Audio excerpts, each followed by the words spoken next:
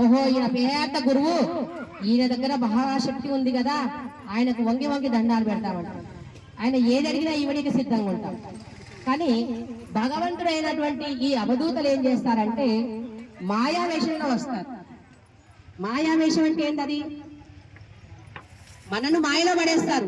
ఆయన భగవంతుడు కదా, వైట్ చొక్కా వేసుకుంటాడు, వైట్ పంచ కట్టుకుంటాడు, ఆయనకి ఏం వేషాధారణ ఉండదు.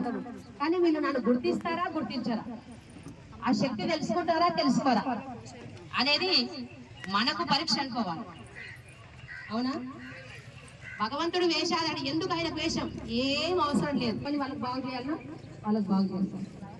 ఇలా మనకు పంటలు కానీ, సంతానం లేని వారికి సంతానం కానీ, లేదంటే పిల్లలు మంచిగా చదువుకోవలసిన వాళ్ళు చదువుకోకుండా రోడ్ల మీద తిరుగుతారు, ఆ చదువులో పాడైపోతుంటారు.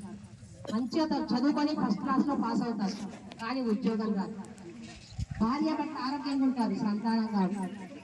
అనేక రకమైన ఇబ్బందులు పాలవుతాం మనం. ఇప్పుడు ఈ భగవంతుడు మనని గురువు దగ్గర పంపించినప్పుడు గురువు చెప్పినట్టు మనం వింటే ఇంకా మనకు అన్ని విజయాలు ప్రాప్తిస్తాయి. ఆ గురువుని ఎలా గుర్తించాలి అనేది మనం తెలుసుకున్నాం. ఇవాళ మీరందరూ ఇక్కడికి వచ్చారు, పూజ చేయిస్తాను, మీరందరూ పూజ చేసుకుంటారు. పూజ చేసుకున్న తర్వాత ఇంటికి వెళ్ళిన తర్వాత కూడా ఇక్కడ ఏదైతే చెప్తామో అది మీ ఇంటిలో ఆచరించండి. మీ ఇంట్లోనే మీకు స్వామి కనిపిస్తారు, భగవాన్ శ్రీరాముల స్వామి. అలాగా ఎంతో మందికి కనిపించారు, వాళ్ళ కష్ట నష్టాలను తొలగించారు, వాళ్ళు బాగు చేస్తారు. మనము ఒక మెట్టు ఎక్కి ఆయనను చూస్తే కదా ఆయన మన వైపు చూస్తారు. ఆయన వైపు, ఆయన మొహం వైపు మనం చూస్తే ఆయన మన వైపు చూస్తారు. ఒక మెట్టు మనం ఎక్కితే 100 మెట్లు మన కోసం దిగొస్తారంట భగవంతుడు. అదే భగవంతుడు భగవాన్ శ్రీరాముల స్వామి. అందుకే మన కోసమని ఈ కలియుగంలో పాపగ్రహాలు పారద్రోలి మనందరినీ ఉద్ధరించడానికి స్వామివారు వచ్చారు. దత్త అభయమాల స్వామివారు తీసుకొచ్చారు. అయితే స్వామివారు తీసుకొచ్చారంటే స్వామివారు పట్టుకొచ్చారు కాదు, స్వామివారి ఆశ్రమంలో యజ్ఞాల దగ్గర పెట్టి యజ్ఞాలు చేసుకుంటారు. ఇలాగే నేను ఒక పూజకి వెళ్ళినప్పుడు ఒక పేషెంట్ దాదాపు 10-15 సంవత్సరాల నుంచి భోజనం చేయకుండా ఉన్నటువంటి ఆవిడ నేను చూశాను. వాళ్ళు తీసుకొచ్చారు ఆ పూజకి. స్వామివారి మాల వేసుకుంది ఆవిడ. అంటే పూజ అంతా విన్నది, గురువు అంటే ఇది తెలుసుకున్నది.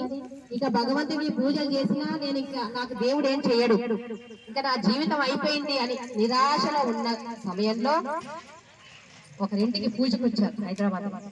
అక్కడ ఆమె బ్రతికే పరిస్థితే లేదు. అంటే అకాల మృత్యుతో కొట్టుమిట్టాడుతుంది. ఇక అప్పుడో ఇప్పుడో ప్రాణాలు పోతాయి అన్నట్టు ఉంది ఆవిడ చూస్తే. ఆవిడకి ఆ పూజ చూసిన తర్వాత అమ్మా నేను చనిపోయేటట్టుంది, ఈ స్వామి బ్రతికిస్తారా అన్న. నీలోనే ఉంది, అది బ్రతకాలంటే నీలోనే ఉంది. గురువుని ఎలా పట్టుకుంటావో నువ్వు చేసుకుంటావో నీ ఇష్టం, చెప్పే బాధ్యత నాది, మార్గం చూపిస్తున్నా, ఇక్కడ భగవంతుడు ఉన్నాడు పట్టుకో అని చెప్పిన అని ఒక మాలేసి స్వామివారి ఆశీర్వాదం ఇచ్చేసి, దీన్ని ఏం చేయాలమ్మా, స్వామివారి ఫోటో ముందు కూర్చో, రోజు మాల పట్టుకొని జపం చేసుకో తల్లి, ఏమి పెద్ద మంత్రం లేదు. ఓం శ్రీరామదూత స్వామినే నమః, ఈ నామము ఒక 10 మాలలు జపం చేయని చెప్తాను. అలాగే తను ఉదయం సాయంత్రం అలాగా టైం ఉన్నప్పుడు తను చేసుకుంటా ఉంది. ఎప్పుడు నిరంతరం స్వామిని ఆమెలోనే పెట్టుకుంది. ఆమె ఆత్మలో మొత్తం స్వామి రూపము, స్వామి నామం జపిస్తున్నా కొద్దీ ఆమె ఒంట్లో ఉన్నటువంటి ఏ అకాల మృత్యు అయితే వెంటాడుతుందో ఆ మృత్యువుని తీసేశారు స్వామివారు. చక్కగా ఆరోగ్యవంతురాలైంది, 3 పూటల భోజనం చేస్తుంది, వ్యవసాయం పని చేసుకుంటుంది, పిల్లల్లో భర్తను క్షేమంగా చూసుకుంటుంది. ఏమిస్తాం గురువుకి చెప్పండి?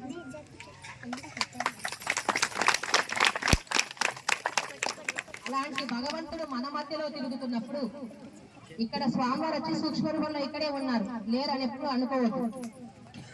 స్వామివారు ఇక్కడే వచ్చున్నారు, మిమ్మల్ని అందరినీ చూస్తున్నారు. ఇక్కడ వచ్చిన వాళ్ళు ఎవ్వరూ వట్టి చేతులు వెళ్ళరు.